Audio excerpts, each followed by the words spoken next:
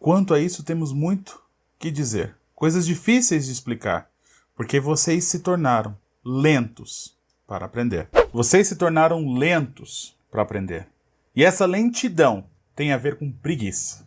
O autor de Hebreus está chamando aquelas pessoas de preguiçosas, de lentas. E eu faço as minhas, as palavras desse autor. Você também é um preguiçoso.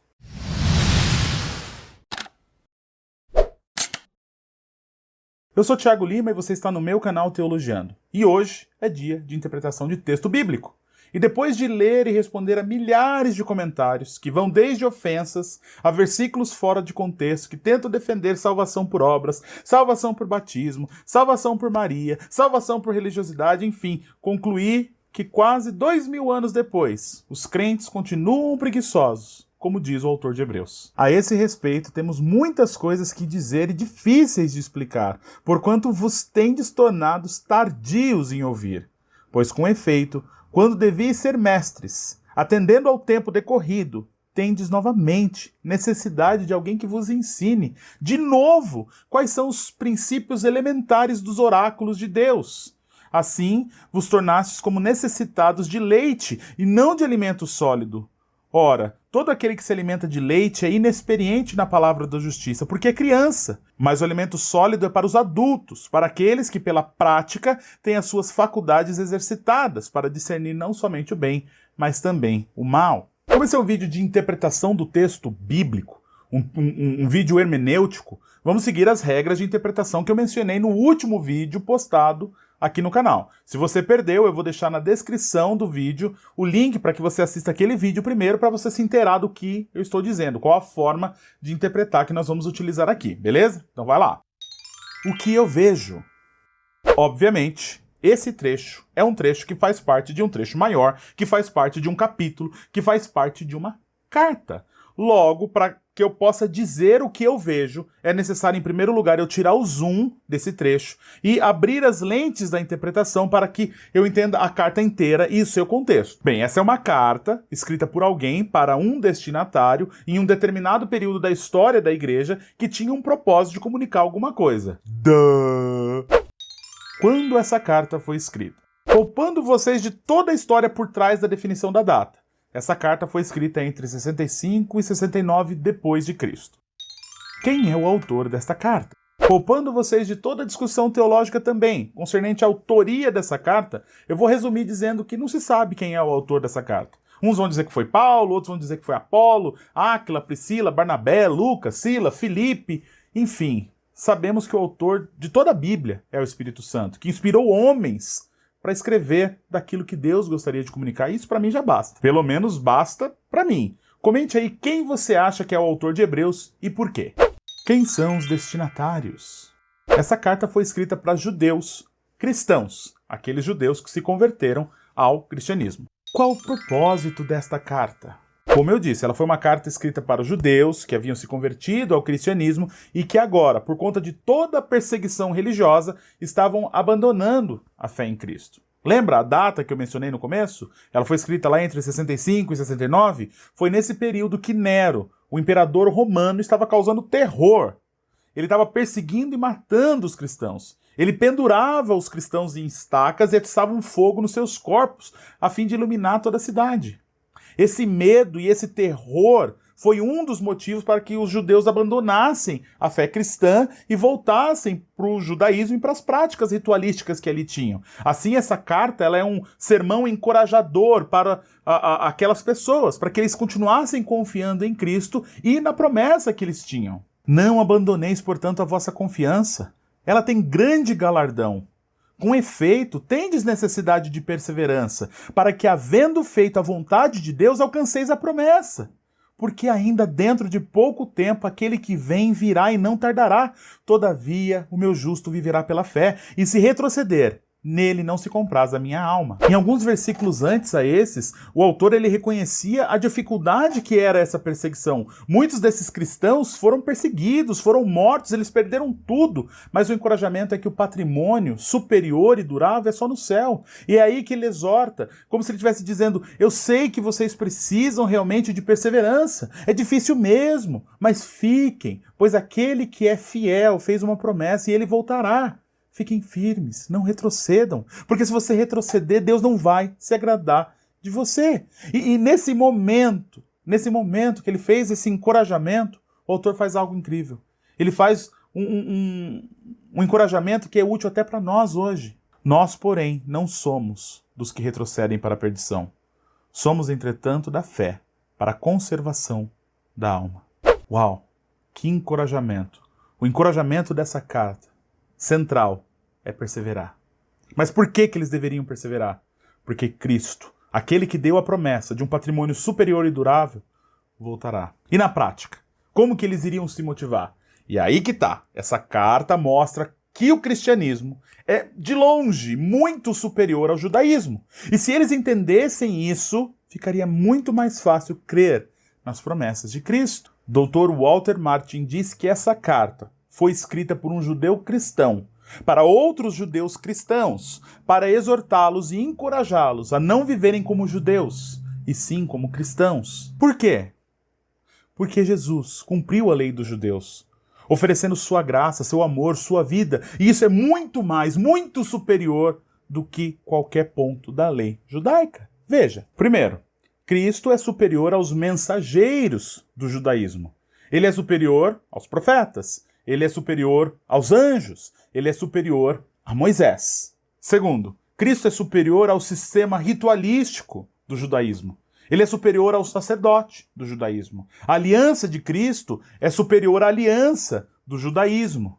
O tabernáculo de Cristo é superior ao tabernáculo do judaísmo. Terceiro, as bênçãos de Cristo são superiores às do judaísmo. Nós temos uma liberdade para se aproximar de Deus que é superior no cristianismo do que no judaísmo. A base da nossa fé, ela é superior do que a base da fé no judaísmo. Ou seja, em toda a carta, o autor irá demonstrar essa superioridade de Jesus Cristo em relação ao judaísmo. Você consegue me acompanhar até aqui? Se tiver dúvida, me escreva aí, assista de novo, manda mensagem lá que eu te ajudo, viu? Leia a carta de Hebreus, toda. Quando nós chegamos no final do capítulo 4 e no início do capítulo 5, o autor está mostrando como Jesus é superior ao sumo sacerdote. E relembra que Jesus não está suscetível ao pecado como estavam os descendentes de Arão, que ocupavam o cargo de sumo sacerdote. Porque todo sumo sacerdote, sendo tomado dentre os homens, é constituído nas coisas concernentes a Deus, a favor dos homens, para oferecer tantos dons como sacrifícios pelos pecados. E é capaz de condoer-se dos ignorantes e dos que erram, pois também ele mesmo está rodeado de fraquezas. Em seguida, o autor fala que o sumo sacerdote era chamado por Deus. Não era um cargo atribuído ao acaso ou de qualquer outra forma. Ele demonstra que, assim como o sumo sacerdote era chamado por Deus, Cristo também foi chamado por Deus para esse cargo de sumo sacerdote. E ele cita, por exemplo, o batismo de Jesus, em que Deus, de voz audível, ele fala sobre o Cristo, confirmando que Jesus Cristo era, de fato, o Messias prometido no Antigo Testamento. Assim também Cristo, a si mesmo não se glorificou para se tornar o sumo sacerdote, mas o glorificou aquele que lhe disse: Tu és meu filho, e hoje te gerei. Foi Deus quem glorificou a Jesus Cristo, atribuindo esse título de sumo sacerdote eterno a ele. Agora, nós precisamos entender o que faz um sumo sacerdote. E a resposta dessa pergunta está no próprio texto. E no seu início, inclusive, que nós já lemos lá o versículo 1 e 2. O sumo sacerdote ele era responsável por oferecer sacrifícios pelo pecado de todo o povo de Israel. Ele era um representante entre o homem e Deus. Era ele que oferecia o sacrifício pelo pecado. O verso 7 diz que Jesus se compadeceu pelos homens na terra e também intercedeu por cada um de nós diante de Deus, com orações, súplicas e lágrimas. Os versos de 8 a 10 agora é muito importante. Leia comigo. Embora sendo filho, aprendeu a obediência pelas coisas que sofreu, e tendo sido aperfeiçoado, tornou-se o autor da salvação eterna para todos que lhe obedecem, tendo sido nomeado por Deus, sumo sacerdote, segundo a ordem de Melquisedeque. Jesus se tornou o autor da salvação eterna, nomeado segundo a ordem de Melquisedeque. Isso significa, resumidamente, que Deus, antes de instruir a lei do sacerdócio a Arão, lá em Levítico, ele fez de Cristo mediador e sumo sacerdote do seu povo.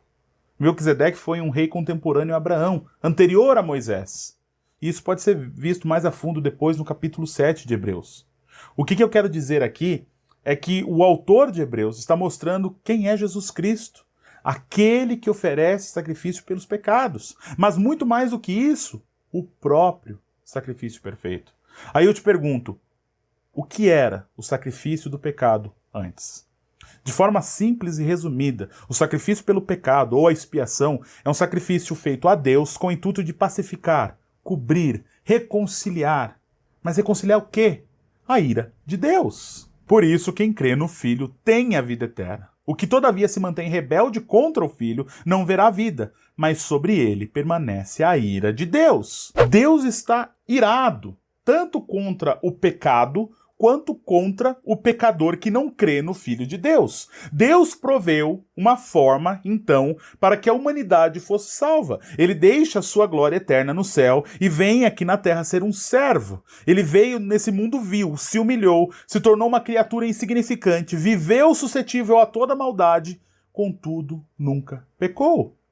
Ele foi exatamente como o Cordeiro perfeito, que era utilizado no Antigo Testamento para os sacrifícios. Perfeito, puro, sem manchas, para que quando fosse sacrificado, Deus aceitasse a expiação. A sua ira contra o pecado e contra o pecador confesso seria pacificada, reconciliada. O problema é que no Antigo Testamento, todo ano deveria ser feito o sacrifício, e ele expiava o pecado de uma única pessoa por vez. Note as palavras de João Batista ao ver Jesus chegando para ser batizado. No dia seguinte viu João a Jesus que vinha para ele e disse: Eis o Cordeiro de Deus, que tira o pecado do mundo. Portanto, Jesus é o sumo sacerdote, aquele que oferece o sacrifício a Deus, o intermediário entre Deus e o homem. Mas ele também é o próprio sacrifício, o Cordeiro de Deus, puro, imaculado, santo, que foi morto para expiar, apaziguar, reconciliar o homem com Deus. Ele fez aquilo que nós somos incapazes de fazer sozinhos. A partir desse contexto, o autor de Hebreus diz: a esse respeito, a respeito do quê? De que Jesus é o sacrificador e o sacrifício ao mesmo tempo, como acabamos de ver nos versículos anteriores. A esse respeito, temos muitas coisas que dizer e difíceis de explicar, porquanto vos tendes tornados tardios em ouvir. Essas eram coisas que eram difíceis de explicar, porque tem muitos detalhes, mas a dificuldade que o autor se refere aqui não são os detalhes de uma história gigante, cheia de informação, mas o fato de que essas pessoas se tornaram tardias em ouvir. Eles eram lerdos, mas não por conta de uma dificuldade cognitiva, incapacitante, uma deficiência física, uma doença. Não, era preguiça mesmo, porque o termo tardio aqui tem a ver com preguiça, lentidão, morosidade. E o autor continua: pois com efeito, quando devíeis ser mestres, atendendo ao tempo decorrido, tendes novamente necessidade de alguém que vos ensine de novo quais são os princípios elementares dos oráculos de Deus. Assim vos tornastes como necessitados de leite, e não de alimento sólido. O autor está dando uma bronca aqui. Os oráculos de Deus é a mesma coisa que as palavras de Deus. E eles não estavam entendendo as coisas básicas das palavras de Deus. Gente, nós estamos falando de destinatários aqui que tinham cerca de 30 anos de conversão. Eles não eram novos convertidos, não. Eles eram pessoas que, segundo o próprio autor, já deveriam estar ensinando a palavra de Deus e não tendo que aprender coisas básicas da vida cristã. Que Jesus é aquele que é o sacrifício e o sacrificador ao mesmo tempo. Isso é coisa básica. Só que para o autor, não entender esse princípio básico faz com que eles sejam comparados a crianças bebedoras de leite e não de alimento sólido. E isso mesmo, o autor está chamando aquelas pessoas de crianças preguiçosas, aqueles crentes de crianças preguiçosas e inexperientes, porque eles deveriam estar a ponto de ensinar e não de aprender as coisas básicas.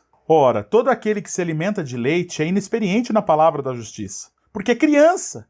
Mas o alimento sólido é para adultos, para aqueles que, pela prática, têm as suas faculdades exercitadas para discernir não somente o bem, mas também o mal. O que tudo isso significa? Significa que a doutrina que tange a salvação, apesar de parecer complexa, é um princípio básico do cristianismo. E todo aquele que tem preguiça de entender é uma criança inexperiente, que gosta de leite ao invés de querer consumir carne, ou seja, um alimento sólido, uma teologia mais avançada. Significa que essa dificuldade não tem a ver com problemas cognitivos, mas com pecado, a preguiça, a lentidão, a morosidade. Significa que o povo estava desistindo do cristianismo por preguiça de entender a doutrina da salvação corretamente, crendo que Jesus é o único que pode salvar através do seu sacrifício perfeito. E ele mesmo ofereceu a Deus Pai, se ofereceu a Deus Pai, para apaziguar a ira de Deus contra o pecado. Significa que eles se tornaram tão preguiçosos que eles não entendiam, segundo o capítulo 6, 1 a 2, coisas básicas como arrependimento, batismo, imposição de mãos e ressurreição dos mortos. A preguiça fazia daquele povo pessoas infantis, fracas, inexperientes, que preferiram voltar ao judaísmo por simplesmente terem preguiça de conhecer a verdade. Eles já deveriam estar ensinando, mas o autor diz que não, eles não são capazes de ensinar, eles estão em época de aprender por conta dessa preguiça toda. Para que serve tudo isso? Eu creio que se você assistiu até aqui, você já sabe como aplicar esse texto. O próprio texto por si só já fala, mas é claro, eu vou fazer as minhas considerações. Primeiro, salvação é somente pela fé em Cristo, o sumo sacerdote eterno que sacrificou a si mesmo por nós. Se você crê nisso, será salvo. Se não crê, é condenado. Simples assim. Segundo, não se aprofundar nessa doutrina para compreender mais sobre ela, a ponto de conseguir ensinar outras pessoas, te faz uma criança preguiçosa. Terceiro, esse é mais para os que vêm berrando lá nos comentários, né, dos outros vídeos, que a salvação é por obras, por batismo, caridade, por amor, pelo Papa, por Maria, por isso, por aquilo, enfim. Vocês são como aqueles judeus cristãos. Vocês ficam presos às velhas práticas com preguiça de estudar. Vocês são os que ouvem a pregação da sua denominação e não se questiona se isso está de acordo com a Bíblia Sagrada. Sabe por que vocês não se questionam? Porque vocês são preguiçosos. Vocês são aqueles que preferem acreditar que o seu líder espiritual fala é divino, é inspirado por Deus. E vocês são aqueles que dizem algo como: lá fora, as seitas vão estudar a Bíblia. Mas lembre-se, a letra mata. O que dá vida é o espírito que vem aqui na minha cabeça falar no meu ouvido aquilo que eu tenho que falar porque eu não estudei o texto. Veja o que Jesus fala para vocês. Examinai as Escrituras, porque julgais ter nelas a vida eterna. E são elas mesmas que testificam de mim. Contudo, não quereis vir a mim para terdes vida. Quarto, se você é um mero religioso, você é, segundo o autor de Hebreus, uma criança inexperiente que necessita de alimento sólido. Essa era a treta do autor de Hebreus. Essa será, então, a minha treta. E, infelizmente, será a treta dos que virão depois de mim.